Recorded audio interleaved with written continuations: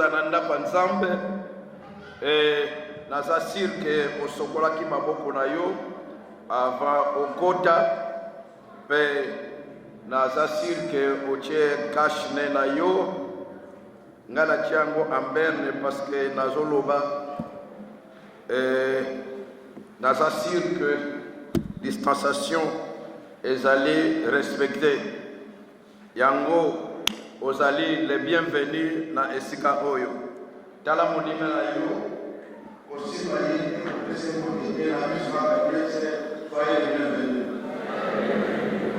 ata sa frère docteur policier en civil pese na ko soyez les bienvenus alléluia.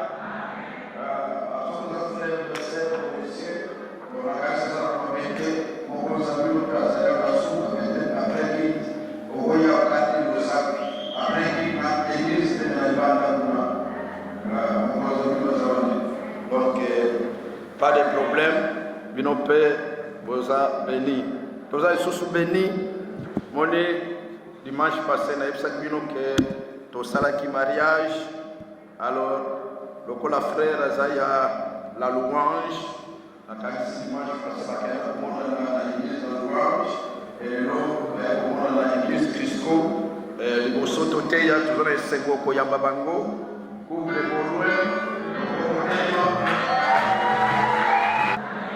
donc au Bimala, au confinement, Bango, Babalani. Et puis, je pense que le secrétaire a une information, mariage Missak Moussousou et Zali Koya.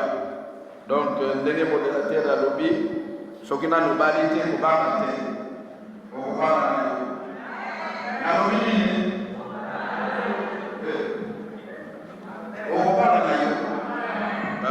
Bon après confinement, samedi passé, Missak Moussousou peut-être après Missak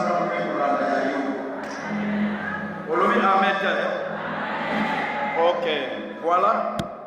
Tozali kokota na mateya na biso enseignement oyo tozopesa ezali enseignement oyo etombé en pic donc eye na tango na yango parce que biso ba Kristo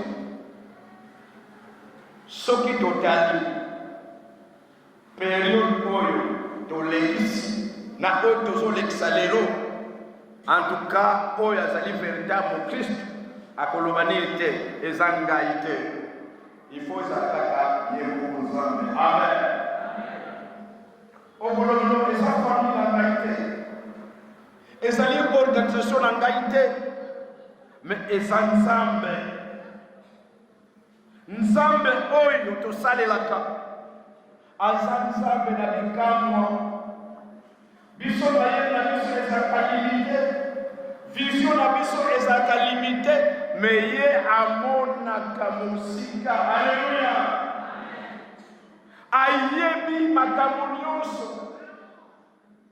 oyo biso toyebi te ye ayebi amen na situation na yo problème na yo likambo oyo etungisaka yo nzambe wana ayebi na ye loba ayebi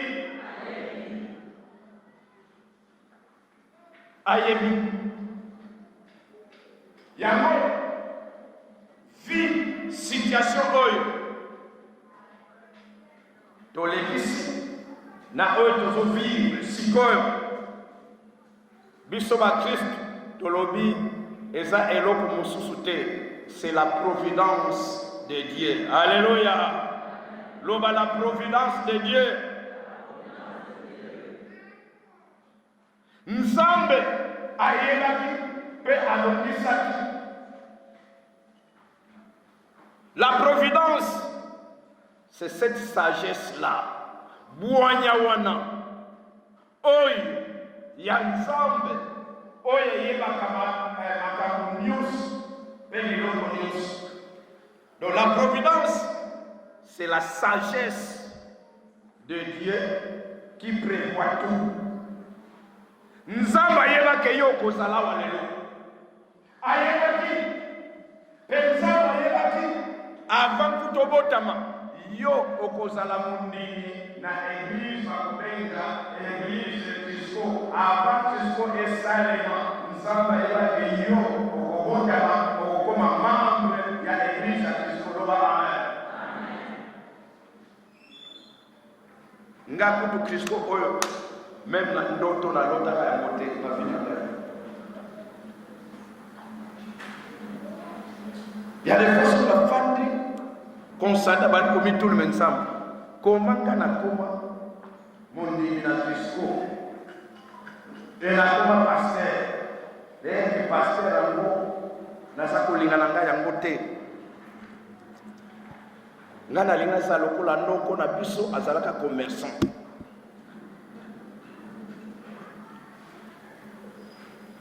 Menata la boye. Akangi na gauche, akangi na droite, moi c'est la moka qui est décalé, na comme kaka pasteur.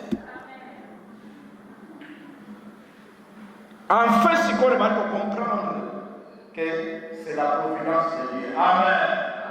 Oyo ozalelo, yeba ke nzamba bongisa yango. Et soki ozana eta oyo nzamba bongisela yo, yeba ke lobi na yo ekozala malamu koleka lelo.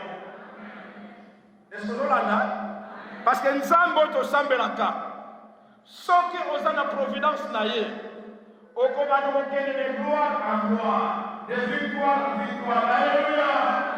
Et soki yaka soki olongwela nzela ya nzambe obandi kolanda nzela yo moko okozwa échec. Mais soki ozana nzela ya nzambe ata lelo nano ozwi te oyo ozoluka loko okozwa yango parce que ozana nzela ya nzambe.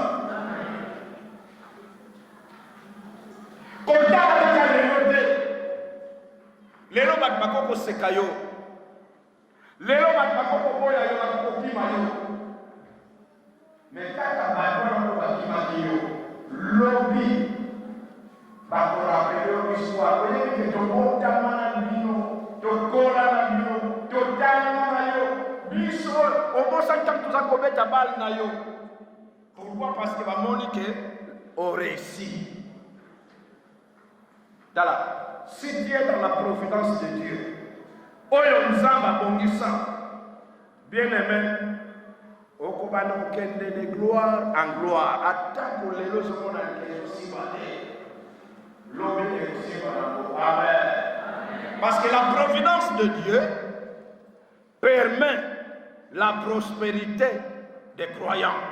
Tant que vous avez la providence ensemble, bien aimé, attaque aux souffrances des ananzela, mais ça va vous permettre de réussir. Alléluia. Genèse chapitre 24, le verset 48. Genèse 24, 48.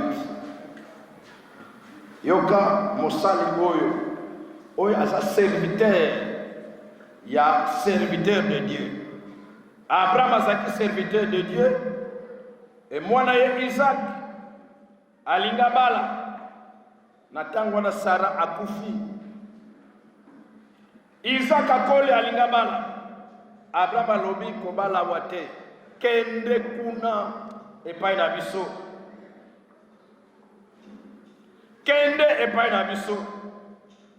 Kende kozwa mwasi. Les serviteurs ayebaki esika zo kendete. Ayebaki mboka wana te. Ayebaki famille nini oya akokende ko contacter. Mais serviteurs ozaki na foi na maloba ya serviteur de Dieu. Abraham oya zaki prophète. Serviteur tango akei alobi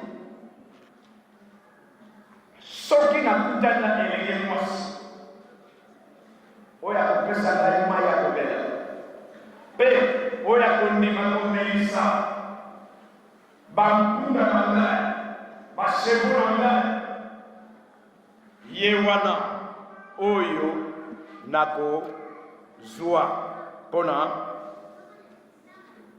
mwana ya mokonzi na ngai. Tala libala wana Isaac ayebaki te nani akobala. Et ça, vous l'avez tous allés noter. Et que vous êtes à l'église, au talifère, le lien n'a pas pour les fondamentaux. Isaac a mon qualité.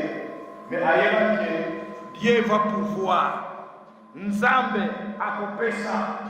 Dieu a prévu une femme pour moi. Peut-être qu'il y a un problème pour ça la tête que vous travaillez. Alléluia. Serviteur accueilli. Akutana Rebecca. Vous voyez une histoire. Et Rebecca a apprécié Maya comme elle. Et Rebecca a lobby. N'a pas sa même. Bampunda na yo Maya comme elle. Bien aimé, Rebecca va passer un conseil, mais nature na ye, motema na ye, loba motema ya malamu, elenge mwasi, elenge mobile, yeba que réussite na yo, et ça dépend de la idée ya motema na yo. Amen. Ça na motema malamu pour réussite ya. Rebecca motema malamu apesi mai epai ya mopaya amenisi mpe bampunda na ye. Tala, il y a des fois tolekisaka mopamba tozokoma biso tunakoke bote eza mabe te. Exemple mpe atila biso papa mafuta na suki premier au salabo et chocolat, savon, d'accord. Mais la beauté de quelqu'un, c'est sa bonté. Est-ce que vous êtes d'accord? La beauté de quelqu'un, c'est sa bonté. Au contraire, Nandenge ozali. Bamosusu batakote bazomona yo kitoko te. Mais ezalaka na motema malamu. Soki oza motema malamu, bakamona yo oza kitoko. Amen. Ezozolanda sekelo nsima yango. Soki olingi ozala kitoko, bongisa motema yo. Amen. Bato bakolula yo kaselamu yo osala kaka bato malamu. Osala bato malamu ata kokolo nosokoli na yo te. Okolongisi suki te, mais soki osala malamu bato bakomona oyo eza salite na yo te to négligence na yo te, bato bazomona kaka bolamu na yo. Amen. Rebecca motema malamu mbala moko na motema oyo ya malamu wana azwi libala oyo asaki meme priere te akende na ngomba te. Rebecca azako akenda un mois na ngomba na lusizila na mangengenge na internance kaka motema malamu. Rebecca azwi libala yango sikoyo les serviteurs ya Abraham yokanya gazoloba. Genèse 24 verset 48. Puis je me suis incliné, j'ai adoré l'Éternel et j'ai béni l'Éternel, le Dieu de mon Seigneur Abraham, qui m'a conduit fidèlement afin que je prenne la fille du frère de mon Seigneur pour son fils. Alléluia. La réussite na mission, la réussite na projet ezalaki il faut azwa mwasi mpona mwana likonzi na ye ayebi bongo te, ayebi famille te, ayebi esika te, mais la providence de Dieu ezala que le serviteur wana a réussi na projet na ye. Alléluia. Bien aimé, volonté ya Nzambe mpona yo eza ke ma projet na yo réussi. Nzambe alingamona yo oprospere, Nzambe alingamona yo okende liboso.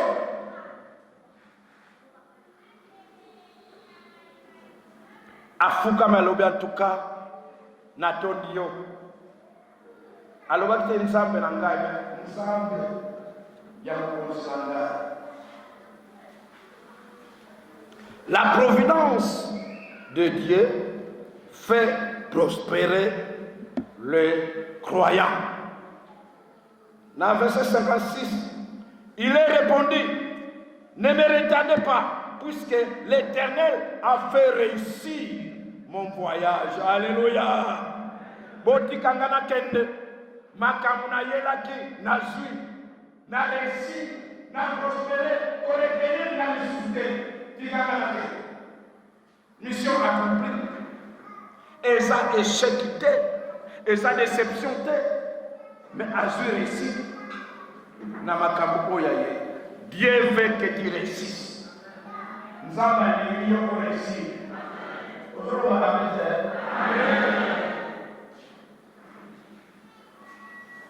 Or, la réussite, il y a une prospérité. Dieu permet que yo mondimi au réussir, aux la prospère. Surtout que dans Ésaïe 54, où il y a Zoloba na Christ, na croyant, Ésaïe 54, surtout dans la 12e verset.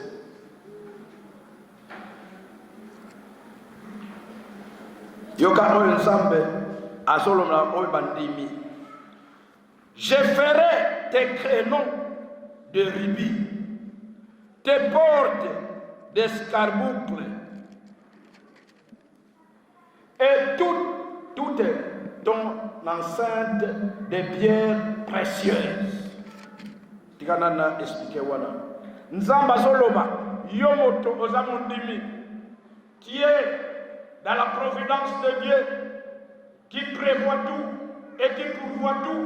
Nzamba awazoloba naba oyo bazobanga ye nakokomisa bakrenon na yo barubi krenon ezanini parce que tant que le français bon otangi kaka me yo moko na no mona ngote eloko na yo omona na to tomanda ko espace on va dire dans soin na construction akala même leo papa moi ça doit la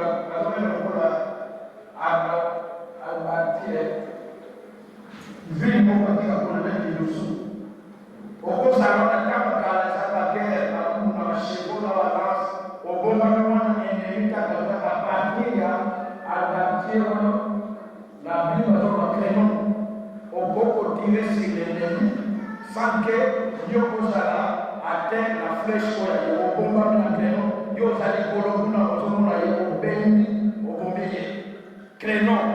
Mais nzamba lobi créneau oya yo wana ekokoma baribi na kokoso baribi ezali ba pierre précieuse za couleur pour la rouge vif. Nzambe alikolakisa awa la prospérité, l'abondance, makama kosalela yo na ndako na yo kakwana akokomisa créneau na yo ya ribi ya pierre précieuse. Escarboucle pe ezala pierre précieuse. Ba porte na yo tango zokota. Ba porte na yo la pierre précieuse. C'est l'autre côté va les portes en or. Ndenge nzambe akosala azali koloba awa nakokomisa yo lolenge wana. Alors et tout ton enceinte de pierre.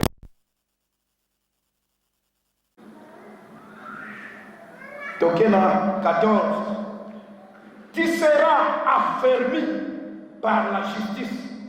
Bannis l'inquiétude, car tu n'as rien à craindre. Alléluia.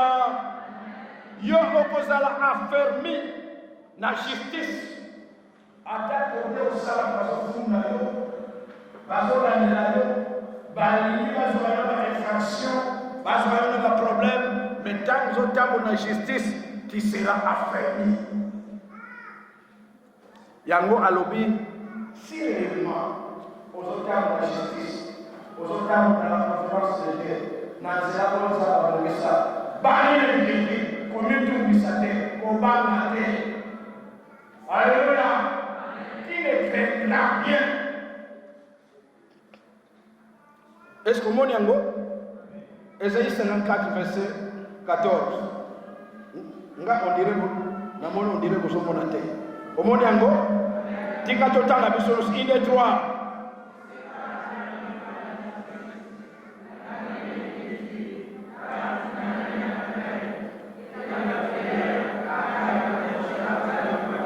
Encore.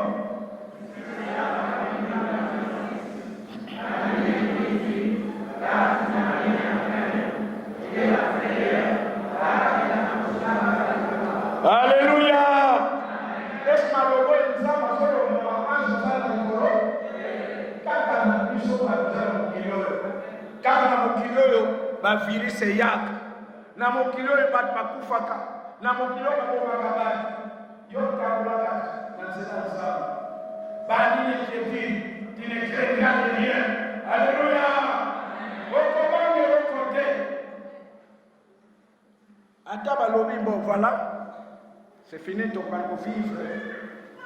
Na malade yako. Tozaka na mukilio. Na kubange okote. Amen. Ngai nzoka kata na zela zao. Nzamba la kubati. C'est pourquoi ce matin, nous avons Amen. Car nous avons aussi m'aider. Que Dieu va nous aider.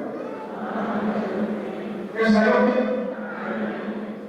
parce que ça m'a poussé, même pour aller à l'église, à ça, est-ce que l'église va l'église, la raison de l'église. Da koya l'église kotuna nanu nzambe te. Nzambe alobaki oyo eza ndako na ye lieu de rencontre tant na situation soko ye awe okutana ye kotuna ye nzambe na kekuna le rendez-vous est déjà fixé. Amen. Yako nzambe yako kutana nzambe longa kubanga. Amen. La providence de Dieu fait prospérer. Nzambe na biso, aza na biso. Alors, peut-être, nabakisa eloko moko. La providence de Dieu protège les croyants. Providence ya Nzambe, Nzambe abongisa déjà protection. Ya bandimi. Tango zali kotambola na kobanga ye, na nzela oya ye. Dieu a déjà prévu la protection. Amen. Psaume 91, donc 91, verset 4. Psaume 91, verset 4. 91, verset 4.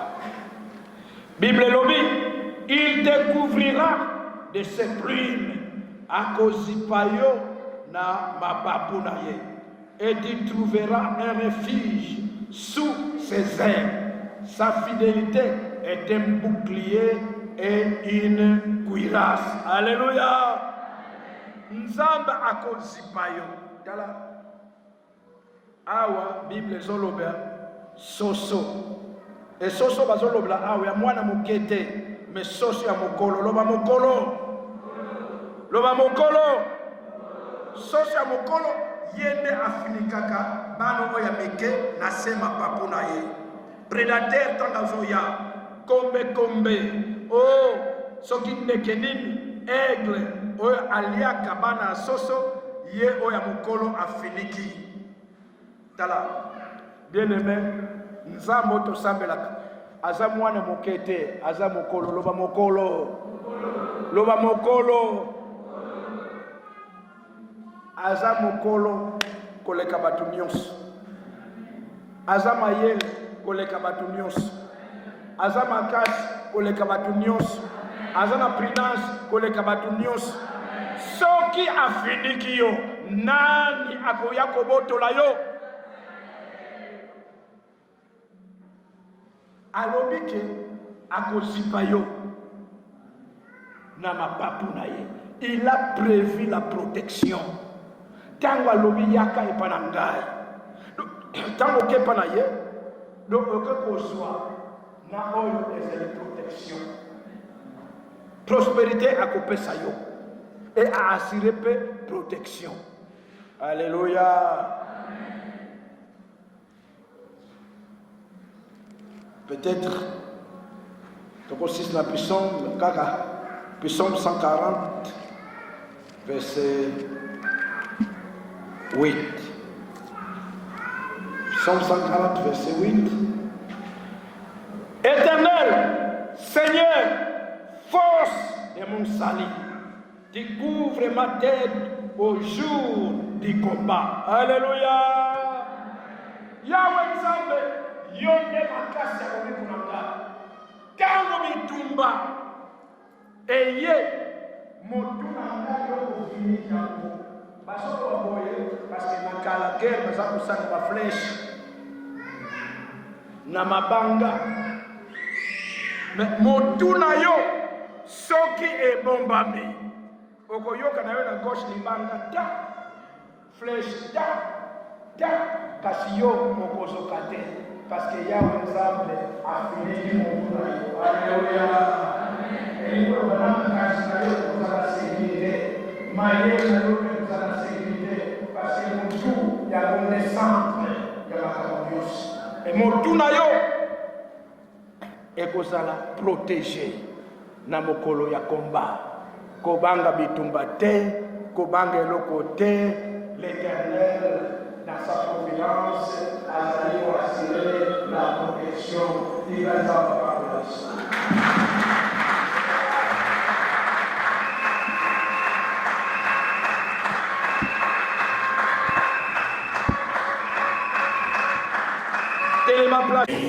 Le Seigneur prit du paix. Après avoir rendu grâce, les renommés, donnant à ses disciples en disant, prenez et mangez car ceci est mon corps qui sera remis. Seigneur, nous remettons ces pères de tes saluts. Nous te demandons, Père, de les bénir. Purifie-les, sanctifie-les, unifie. Que la puissance de la résurrection entre dans ces pères, qu'ils soient transformés en ton corps. Et quand nous les mangerons, ils soient mangés ton corps. Sois béni, sois loué. Amen. De même, à la fin du repas, il prit la coupe des vins. Après avoir rendu grâce, la donnant à ses disciples en disant, prenez et buvez-en tous, car cette coupe est la coupe de mon sang, le sang de la nouvelle alliance, qui sera versé pour la rémission des péchés. Faites ceci en mémoire de moi. Seigneur, nous remettons cette coupe entre tes mains. Nous te demandons de la bénir. Purifie-la, ô Seigneur et Seigneur. Demandons que la puissance de la résurrection entre dans cette coupe. Qu'elle la transforme en ton sang. Quand nous allons boire, que nous puissions boire ton sang. Et que ce sang, Seigneur, apporte la bénédiction, apporte la paix, apporte la santé, qu'il éradique tout ce qui est des contaminations, tout ce qui est des pandémies, au nom de Jésus. Père, sois nous. Nous nous dédions à toi, nous nous confions à toi, par le nom glorieux de notre Seigneur et Sauveur Jésus-Christ. Merci, Seigneur.